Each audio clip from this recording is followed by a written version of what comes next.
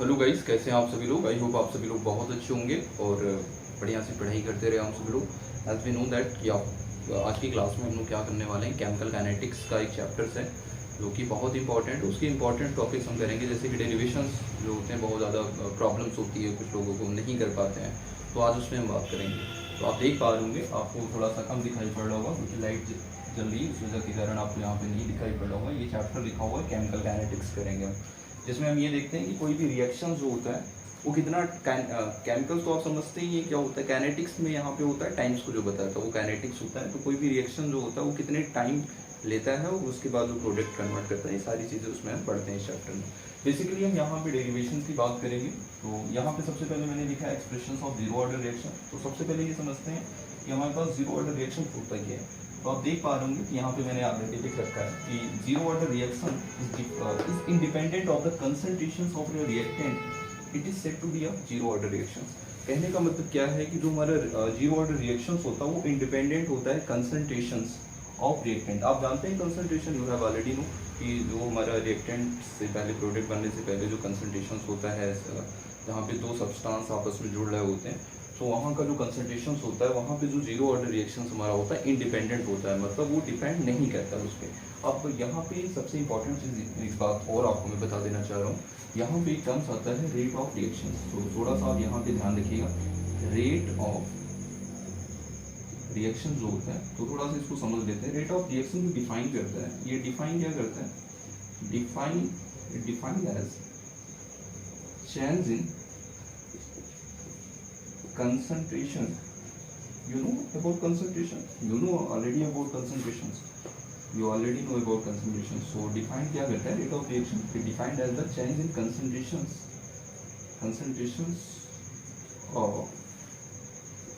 of the any one of reactant or product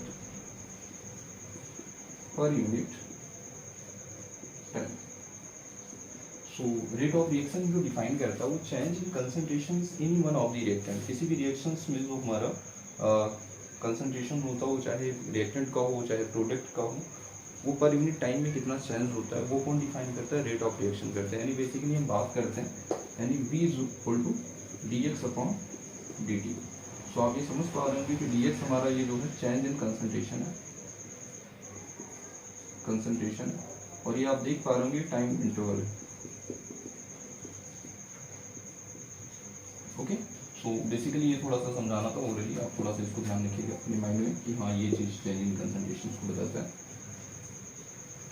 अब बात करते हैं इसके डेरिवेशंस की बात करेंगे, जो भी मैंने आपके सामने लिख रखा है। रीडिंग जो है जीरो ऑर्डर रिएक्शन जो होता है। अब बेसिकली बात करते क्या है, सबसे पहले इस डेरिवेशंस को करने से पहले हम एक्सप्रेशंस को बात करेंगे, लेट करेंगे। यहाँ पे let us any reaction as follow. यहाँ पे क्या करेंगे, let us consider any reaction as, माना कि कोई रिएक्शन जो है हमारा निम्न तरीके से हो रहा है। कोई भी रिएक्शन हो सकता है जो भी आप करा रहे हैं, डिकम्पोजिशन, कई टाइप्स के होते हैं, आपने क्लास 10 में पढ़ रखा होगा, केमिकल रिएक्शन एंड इक्वेशन में डिकम्पोजिशन, डिफरेंट डिस्प्लेसमेंट, ठीक है। कोई भी रिएक्शंस में यहाँ पे ले रहे हैं, सबसे पहले यहाँ पे हम लेते हैं इनिशियल स्टेट। क्या लेते हैं बेटा, इनिशियल स्टेट। इनिशियल स्टेट में कोई भी रिएक्शन जो होता है वो कैसा होता है, आप ध्यान रखिएगा। इनिशियल स्टेट में जो कोई भी रिएक्शन जो होगा वो बेसिकली जो होता है, यहाँ पे कोई भी प्रोडक्ट हमारा फॉर्मेशन नहीं होता है। You know no here is a reactant and product, अभी हम जानते हैं यहाँ पे। सो इनिशियल स्टेट में कोई भी हमारा प्रोडक्ट फॉर्मेशन नहीं होता है। यहीं पर अगर हम बात कर लेते हैं ना इक्विलिब्रियम, एक सिचुएशन हम ले लेते हैं यहाँ पे। इक्विलिब्रियम स्टेट में आप देख पा रहे होंगे संतुलित अवस्था, यहाँ पे भी कोई प्रोडक्ट हमारा फॉर्मेशन नहीं होगा। देन आफ्टर यहाँ पे हम सेकंड पे बात करेंगे एट अ टाइम पर। अगर हम कुछ ले लेते हैं, थोड़ा मैं आपको चेंज करना चाहूँगा यहाँ पे क्योंकि इसमें है मत करें। एट अ टाइम पर हम बात करते हैं, एट अ किसी टाइम पर अगर हम क्या करते हैं, कोई भी रिएक्शन करता है, मतलब कोई भी रिएक्शन में अगर हम टाइम दे देते हैं, यानी वो कैटालिस्ट वगैरह जो भी आप दे रहे होंगे, तो यहाँ से एक प्रोडक्ट हमारा फॉर्मेशन होता है जिसको मान लेते हैं एक्स। अब ये जैसे ही हमने एट अ टाइम दिया किसी भी रिएक्शंस में तुरंत प्रोडक्ट फॉर्मेशन हुआ। अब हम यहाँ पे ये देखेंगे बेसिकली यहाँ पे ध्यान रखें कि कैसे हमारा यहाँ से प्रोडक्ट मतलब कोई भी सब्सटेंस निकला, कैसे प्रोडक्ट फॉर्मेशन हुआ। तो बेसिकली उसको ध्यान में रखते हुए हमें जीरो ऑर्डर रिएक्शंस का एक्सप्रेशन हमें ड्राइव करना है। तो देन आफ्टर यहाँ पे अभी हमने आपको इससे पहले बताया कि रेट ऑफ रिएक्शन जो होता है, अब देखेंगे कितना तेजी से हमारा यहाँ से कोई चीज़ रिलीज हुआ। रेट ऑफ रिएक्शन आप जानते हैं कि ये डायरेक्टली प्रोपोर्शनल होता है चेंज इन कंसंट्रेशंस। ठीक है, मैं यहाँ पे थोड़ा सा डिफाइंड है चेंज में, तो ठीक है, चेंज इन डायरेक्टली प्रोपोर्शनल तो a माइनस एक्स पे कितना डिपेंड कर रहा है। तो इसके आगे फर्दर हम क्या करेंगे, ये पूरा डिफाइन ही कर रहा है। तो रेट ऑफ रिएक्शन आप उसको लिख सकते हैं dx अपॉन dt, और यहाँ पे आप इस लाइन को हटाएंगे तो एक रेट कांस्टेंट आएगा जिसको हम k से राइट करते हैं, और यहाँ पे हमारे पास हो जाएगा a माइनस एक्स। थोड़ा सा इसको सही से राइट कर देते हैं। ओके ओके, चलो ऐसे ही या so d upon D X is equal to a upon a minus X होगा। और आप देख रहे हैं किस ऑर्डर के लिए कर रहे हैं, जीरो ऑर्डर के लिए। तो आपको क्या करना पड़ेगा बेटा, यहाँ पे आपको आप यहाँ ही ऐसे लगा दीजिए, थोड़ा आसान रहेगा कि जीरो ऑर्डर के लिए करेंगे तो जीरो ऑर्डर यहाँ पे हमें जीरो लिखना पड़ेगा। और आप जानते हैं कि किसी भी पावर जीरो होता है तो हम यहाँ पे डायरेक्टली लाइन कम करके यहाँ पे लिखते हैं किसी भी पावर जीरो होने का मतलब वन होता है। तो इससे आप मल्टीप्लाई करेंगे तो हमारे पास जो रिजल्ट आएगा निकल के वो क्या आएगा, D X upon D T is equal to के।